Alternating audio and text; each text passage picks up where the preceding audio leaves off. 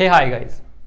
तो आज जो कहानी मैं आपको सुनाने वाला हूँ, ये कहानी जो है किसी के लिए नई नहीं है। ठीक है, ये कहानी जो है ये हमने सिलेबस में पढ़ी है।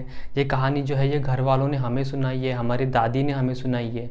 तो ये कहानी ने बहुत कॉमन है। ठीक है, मैं तो ये मानता हूँ जितने लोग वीडियो देख रहे होंगे उन सभी ने ये कहानी सुनी होंगी। ठीक है, बट उसी कहानी को आज हम थोड़ा प्रैक्टिकली देखेंगे।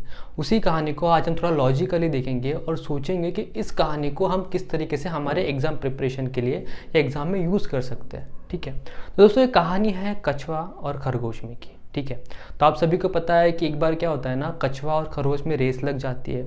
तो खरगोश कछुए से कहता है कि चल भाई ठीक है, हम रेस लगा लेते हैं। ठीक है, मान लीजिए 400 मीटर की, और उसके बाद उसमें जो जीतेगा वो सबसे उसे कुछ इनाम मिलेगा, या उसमें उसे वो सबसे बेहतर है, या इस तरीके का कुछ कमेंट चलता है। ठीक है, तो उनकी रेस लग जाती है। तो उसमें क्या होता है कि जब रेस लग जाती है तब कछुआ धीमे धीमे चलते रहता है। ठीक है, और खरगोश रेस दौड़ना स्टार्ट कर देता है। बीच में भी बीच तक आता है, उसको लगता है कछुआ तो बहुत पीछे है, वो थोड़ा आराम कर ले। तो वहाँ पे आलसीपना करता है, वहाँ पे वो सो जाता है। ठीक है, बट कछुआ अपनी रफ्तार नहीं छोड़ता, वो धीमे धीमे धीमे धीमे जाता है और रेस जीत जाता है। ठीक है, ये कहानी हम सभी ने सुनी है। ठीक है, बट मैं आप सबसे एक ये सवाल करना चाहता हूँ कि आपको क्या लगता है। ठीक है, आपको क्या लगता है कि सच में कछुआ जो है इतने धीमे रफ्तार से ये रेस जीत पाएगा, या खरगोश जो है वो कितने भी घंटे सोया, मतलब मान लीजिए कि 400 मीटर की रेस है और वो आधे घंटे के लिए सो गया या 1 घंटे के लिए सो गया, फिर भी आपको लगता है कि कछुआ इतनी धीमी रफ्तार से रेस जीत पाएगा? The answer is no. ठीक है, अगर हम प्रैक्टिकली सोचें तो कछुआ ये रेस कभी जीत ही नहीं पाएगा, क्योंकि उसकी रफ्तार ही उतनी नहीं है। ठीक है, तो क्या होता है ना, प्रैक्टिकल कंडीशन में क्या होता है कि ये रेस जो है वो खरगोश जीत जाता है, बट कछुआ हार जाता है। ठीक है, बट कछुआ उसी टाइम खरगोश से कहता है कि ठीक है, तू रेस जीत गया, तू धरती पे था इसलिए तू रेस जीत गया। अब एक काम करते हैं, अब हम नदिया में रेस लगाते हैं। ठीक है, अब हम नदिया में रेस लगाते हैं।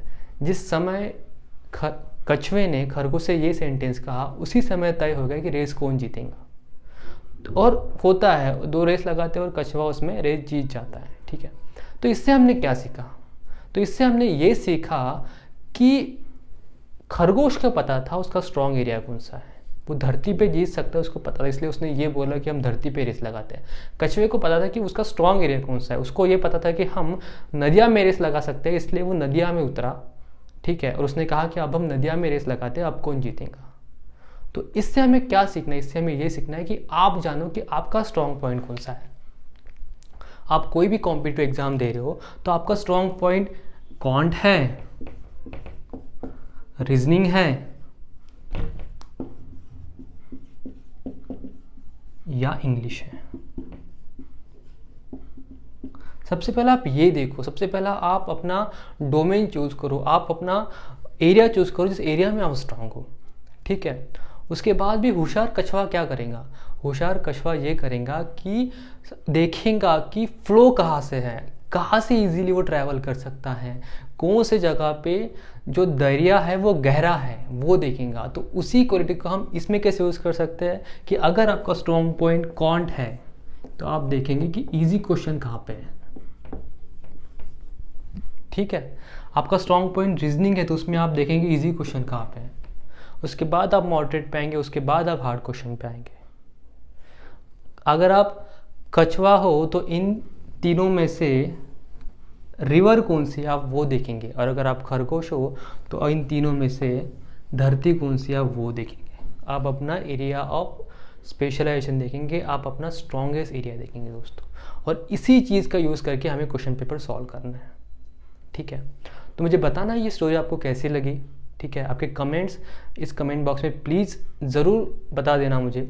ठीक है, और इस चैनल को प्लीज़ सब्सक्राइब ज़रूर कर देना और लाइक और शेयर भी ज़रूर कर देना दोस्तों, क्योंकि इस तरीके के मोटिवेशनल वीडियो, इस तरीके के ट्रिक्स, और जो अभी एग्ज़ाम्स होने वाले हैं एसएससी के लिए या एमबीए के लिए या बैंक एग्ज़ाम होने वाले हैं, उसके रिगार्डिंग में ट्रिक्स और लेक्चर्स, ये सब यूट्यूब चैनल पे अपलोड करने वाला हूँ। तो प्लीज़ मेरे चैनल को सब्सक्राइब ज़रूर कर देना दोस्तों। तो मिलते हैं नेक्स्ट वीडियो में।